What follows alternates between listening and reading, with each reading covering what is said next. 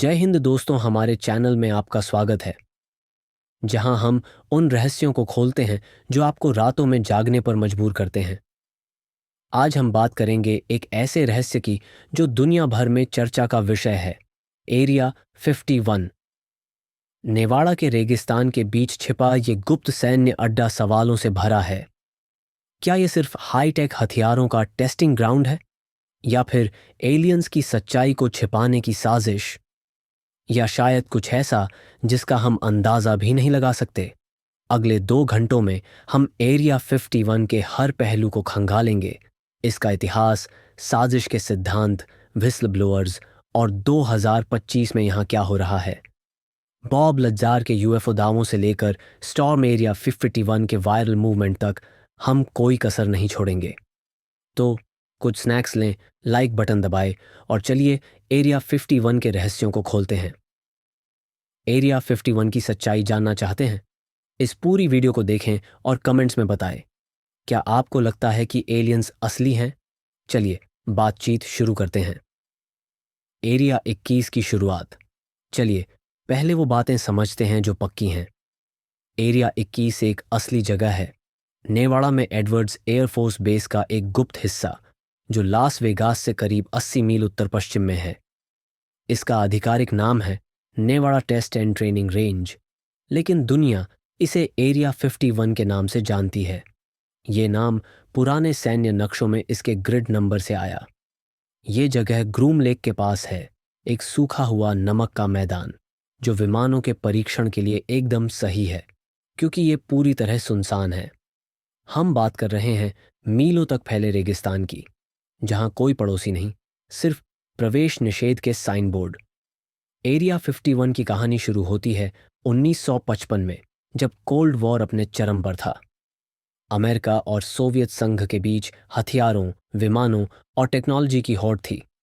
CIA को एक ऐसी गुप्त जगह चाहिए थी जहां वो U-2 जासूसी विमान बना सके जो इतनी ऊंचाई पर उड़ता था कि सोवियत बेस की जासूसी कर सकता था बिना पकड़े गए। यहीं से एरिया 51 का जन्म हुआ। ये जगह इतनी गुप्त थी कि 2013 तक, जब सीआईए ने कुछ दस्तावेज डिक्लासिफाई किए, तब तक इसकी मौजूदगी को भी नकारा गया। लेकिन अब मज़ेदार बात सुनिए। U-2 इतना एडवांस था, 70,000 फीट की ऊंचाई पर उड़ता था, उस जमाने के कमर्शियल प्लेन से कहीं ज्यादा, कि जमीन से इसे देखने वालों को लगा ये यूएफओ है। चमकती रोशनी, अजीब आकार और नामुमकिन रफ्तार, कुछ जाना पहचाना लगता है। इन नज़ारों ने एरिया 51 के आसपास एलियन की अफवाहों को हवा दी, और सरकार वो इन अफवाहों को साफ करने की जल्दी में बिल्कुल नहीं थी। इतना गुप्त क्यों? एरिया 51 एक रिस्ट्रिक्टेड जोन R4808N से घिरा है, जहां कोई सिविलियन प्लेन भी नहीं उड़ सकता। अगर आप ज्यादा पास गए तो कैमो ड्यूड्स से मुलाकात होगी, वो सिक्योरिटी गार्ड्स जो बिना निशान वाली जीप में 24 घंटे 7 दिन गश्त करते हैं और बंदूकें थामे रहते हैं। गलती से घुसने वालों को $1,000 तक का जुर्माना, जेल या कुछ अफवाहों के मुताबिक उससे भी बुरा अंजाम भुगतना पड़ सकता है। बेस में मोशन सेंसर, छिपे कैमरे और यहाँ तक कि अमोनिया डिटेक्टर भी हैं जो इंसानी पसीने को सूंघ लेते हैं। इतनी सख्ती क्यों? क्या ये सिर्फ जासूसी विमानों के लिए है, या कुछ बड़ा छिपा रहे हैं? क्या आप कभी एरिया 51 के पास गए हैं? कमेंट्स में अपनी कहानी शेयर करें, मुझे सुनना अच्छा लगेगा। Roswell connection. एरिया 51 की एलियन वाली छवि को समझने के लिए हमें 1947 में वापस जाना होगा, जब एरिया 51 का आधिकारिक तौर पर जन्म भी नहीं हुआ था। उस साल न्यू मैक्सिको के रोसवेल में कुछ गिरा। सेना ने कहा यह एक वेदर बैलून था, लेकिन स्थानीय लोगों ने दावा किया कि यह एक फ्लाइंग सॉसर था। चश्मदीदों ने कहा कि उन्होंने अजीब मलबा और यहाँ तक कि एलियन की लाशें भी देखीं। सरकार ने जल्दी से इस कहानी को दबा दिया, लेकिन ये खत्म नहीं हुई। 1980 के दशक में अफवाहें उड़ीं कि रोसवेल का मलबा और शायद एलियंस भी एरिया 51 में स्टडी के लिए ले जाए गए। क्यों एरिया 51? क्योंकि ये जगह एकदम सुनसान, सुरक्षित और अजीब टेक्नोलॉजी का हब थी। 1980 में द रॉसवेल इंसिडेंट जैसी किताबों ने इन अफवाहों को और हवा दी, जिसमें दावा किया गया कि सरकार एलियन सबूत छिपा रही है। 1990 के दशक में डिक्लासिफाइड दस्तावेजों से पता चला कि वेदर बैलून असल में प्रोजेक्ट मोगुल का जासूसी बैलून था, लेकिन बहुतों को यह जवाब कुछ ज्यादा ही आसान लगा। क्या एरिया 51 रोसवेल के मलबे का आखिरी ठिकाना है? कुछ लोग कहते हैं कि बेस की अंडरग्राउंड सुविधाएं, हैंगर, लैब, शायद फ्रीजर भी ऐसी चीजों को रखने के लिए बनी हैं जो पब्लिक बर्दाश्त नहीं कर सकती। हम इन अंडरग्राउंड रहस्यों में बाद में जाएंगे, लेकिन पहले उस शख्स से मिलते हैं जिसने एरिया 51 की कहानी को हमेशा के लिए बदल दिया। जैसे जेसी मार्सेल, रोसवेल में एक मिलिट्री ऑफिसर, ने दावा किया कि मलबा किसी बैलून का नहीं था। उन्होंने कहा कि वो हल्का, धातु जैसा और ऐसा कुछ था जो उन्होंने पहले कभी नहीं देखा। दशकों बाद और लोग सामने आए जिन्होंने छोटे ग्रे प्राणियों की बात की जो क्रैश से बरामद हुए थे। क्या वो झूठ बोल रहे थे, गलत थे या सच कह रहे थे? चलिए और गहराई में जाते हैं बॉब लज्जार और यूएफओ का धमाका। 1989 में एक शख्स ने ऐसा धमाका किया कि एरिया 51 हर घर में चर्चा का विषय बन गया। उसका नाम था बॉब लज्जार। लास वेगास के पत्रकार जॉर्ज नैप के साथ एक टीवी इंटरव्यू में लज्जार ने दावा किया कि उन्होंने एरिया 51 के पास एक गुप्त सुविधा S4 में काम किया। उनकी जॉब एलियन अंतरिक्ष यान की रिवर्स इंजीनियरिंग। जी हां, आपने सही सुना, एलियन अंतरिक्ष यान। लज्जार ने कहा कि उन्होंने 9 यूएफओज देखे जो एक रहस्यमयी पदार्थ एलिमेंट 115 से चलते थे। ये पदार्थ गुरुत्वाकर्षण को नियंत्रित करता था और ऐसी रफ्तार देता था जो भौतिकी के नियमों को तोड़ दे। उन्होंने सॉसर जैसे यानों का जिक्र किया जिनके इंटीरियर मोल्डेड लगते थे, जैसे वो इंसानों के लिए नहीं बने। उन्होंने ये भी दावा किया कि उन्होंने एलियंस और पृथ्वी के साथ उनके संपर्कों के बारे में दस्तावेज पढ़े। लेकिन यहाँ दिक्कत है, लज्जार की कहानी की पुष्टि करना मुश्किल है। वो कहते हैं कि उन्होंने सरकार के लिए काम किया, लेकिन उनके रोजगार के रिकॉर्ड गायब हैं।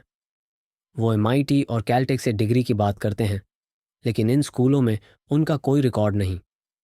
आलोचक उन्हें झूठा कहते हैं, लेकिन समर्थक एक चीज की ओर इशारा करते हैं, एलिमेंट 115। लज्जार ने 1989 में इसके बारे में बताया, लेकिन इसे लैब में 2003 तक बनाया नहीं गया, जब इसका नाम मॉस्कोवियम रखा गया। उन्हें यह कैसे पता, संयोग या सबूत कि वो सच बोल रहे थे? लज्जार की विरासत। लज्जार की कहानी ने एरिया 51 को यूएफओ शिकारियों का तीर्थ बना दिया। लोग बेस के पास डेरा डालने लगे, फ्लाइंग सॉसर देखने की उम्मीद में। और सरकार, वो खामोश रही जिसने अफवाहों को और हवा दी। आज 2025 में भी लज्जार अपनी कहानी पर कायम है और उनके इंटरव्यू लाखों व्यूज बटोरते हैं। क्या वो एक व्हिसल ब्लोअर हैं जो सब कुछ दांव पर लगाकर सच बता रहे हैं, या एक शानदार कहानीकार? आप ही फैसला करें। क्या आप बॉब लज्जार पर यकीन करते हैं? एरिया 51 की सिक्योरिटी और गुप्तता। अगर एरिया 51 बस एक सैन्य अड्डा है, तो इसे इतनी सख्ती से क्यों गार्ड किया जाता है जैसे ये कोई पवित्र खजाना हो? ये बेस एक रिस्ट्रिक्टेड जोन में है जो कनेक्टिकट जितना बड़ा है और चारों तरफ पहाड़ और रेगिस्तान है। आप पास नहीं जा सकते बिना मोशन सेंसर, रोड सेंसर या अमोनिया डिटेक्टर को ट्रिगर किए जो इंसानी पसीने को सूंघ लेते हैं। फिर हैं कैमो ड्यूड्स, सिक्योरिटी टीमें जो बिना निशान वाली जीप में 24/7 गश्त करती हैं। पकड़े गए तो जुर्माना, जेल या कुछ अफवाहों के मुताबिक कुछ और बुरा हो सकता है। एरिया 51 के ऊपर का हवाई क्षेत्र नो फ्लाई जोन है। कमर्शियल प्लेन, ड्रोन, यहां तक कि सैन्य विमान भी बिना स्पेशल परमिशन के नहीं उड़ सकते। और बेस, ये रनवे, हैंगर और अंडरग्राउंड सुविधाओं का भूल भुलैया है जिनके बारे में हमें सिर्फ सैटेलाइट इमेज और व्हिसल ब्लोअर्स से पता है। डिक्लासिफाइड दस्तावेज बताते हैं कि एरिया 51 2000 के दशक तक बढ़ता रहा, नई इमारतें बनती रहीं। वो वहां क्या बना रहे हैं और हमें क्यों नहीं बता रहे? असली घुसपैठिए ग्लेन कैंपबेल जैसे लोग, जो एरिया 51 के शोधकर्ता थे, ने सालों तक बेस की सीमा का अध्ययन किया। 1990 के दशक में कैंपबेल ने फ्रीडम रिज जैसे पब्लिक व्यू पॉइंट्स मैप किए जहां से बेस दिखता था, जब तक कि सरकार ने वो जमीन नहीं खरीद ली। कुछ लोग घुसने की कोशिश भी करते हैं, जैसे 2015 की हॉरर मूवी एरिया 51 के किरदार। स्पॉइलर, उनके लिए वो अच्छा नहीं रहा। असल जिंदगी में घुसपैठिए ज्यादातर वार्निंग साइन पार करने से पहले ही पकड़े जाते हैं। एरिया 51 और पॉप कल्चर। एरिया 41 सिर्फ एक सैन्य अड्डा नहीं, ये एक सांस्कृतिक प्रतीक है। हॉलीवुड को ये बहुत पसंद है। इंडिपेंडेंस डे में ये वो जगह है जहां सरकार एलियन जहाज छिपाती है और आक्रमण से लड़ती है। पॉल में ये एक भगोड़े एलियन का पड़ाव है। और 2015 की फाउंड फुटेज फिल्म एरिया 51, जिसे ओरेन पेली ने बनाया, दिखाती है कि बेस में घुसने का क्या अंजाम होता है, और ये कोई पिकनिक नहीं।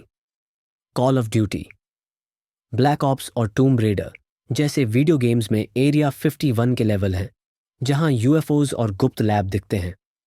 और मीम्स को कैसे भूलें?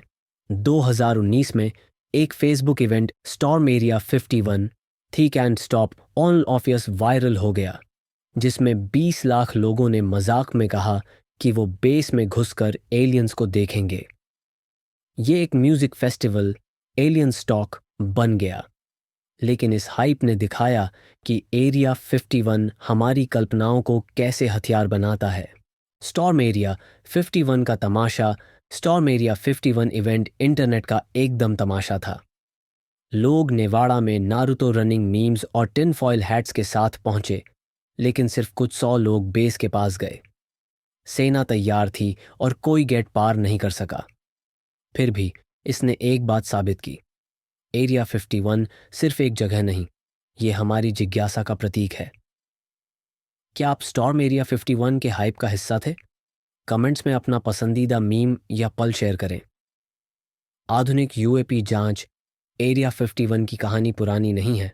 2020 में पेंटागन ने 3 वीडियो रिलीज किए जिनमें अनआइडेंटिफाइड एरियल फेनोमेना यूएप्स दिखे, जो नेवी पायलट्स ने कैप्चर किए थे। ये 80 के दशक की धुंधली यूएफओ फुटेज नहीं थी, ये हाई डेफिनेशन थी, जिनमें ऑब्जेक्ट्स ऐसी हरकतें कर रहे थे जो इंसानी विमान नहीं कर सकते।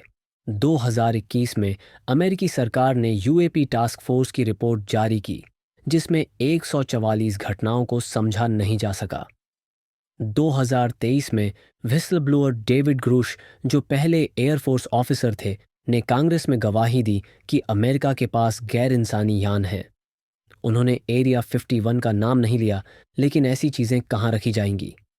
मई 2025 तक पेंटागन का AARO program on all domain anomaly resolution office UAPs की जांच कर रहा है, और एरिया 51 अब भी अटकलों के केंद्र में है।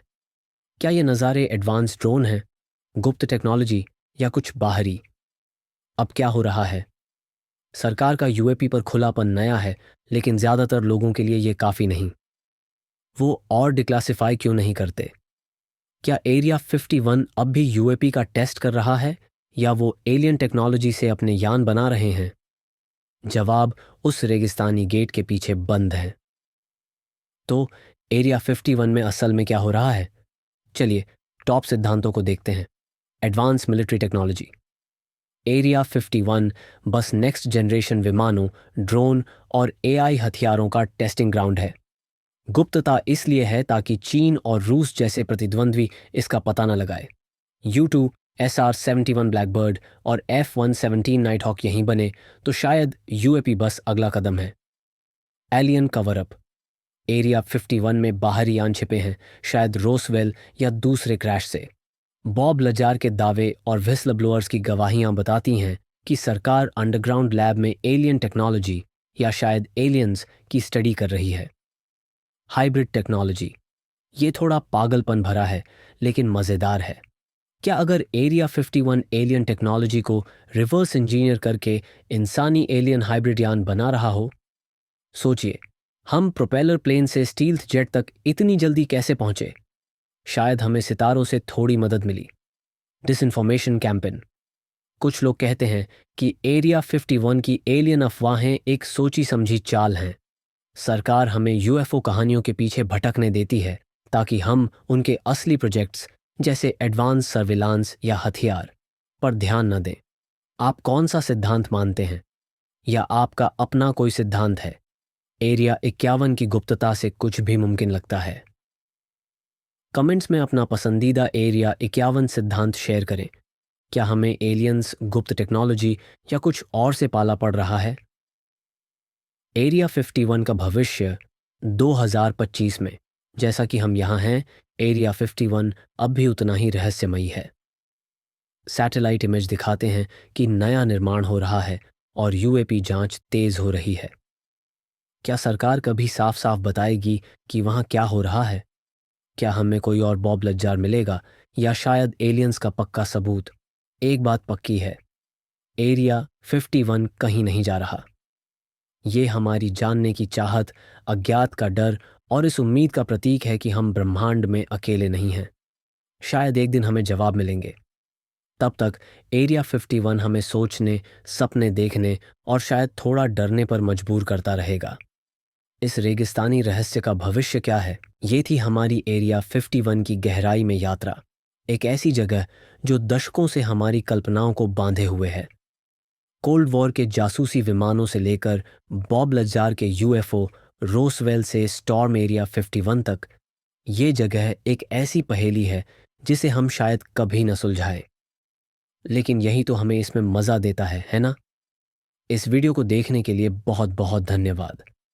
अगर आपको ये पसंद आया तो लाइक बटन दबाइए, अपने दोस्तों के साथ शेयर करें और ज़्यादा रहस्यों के लिए सब्सक्राइब करें।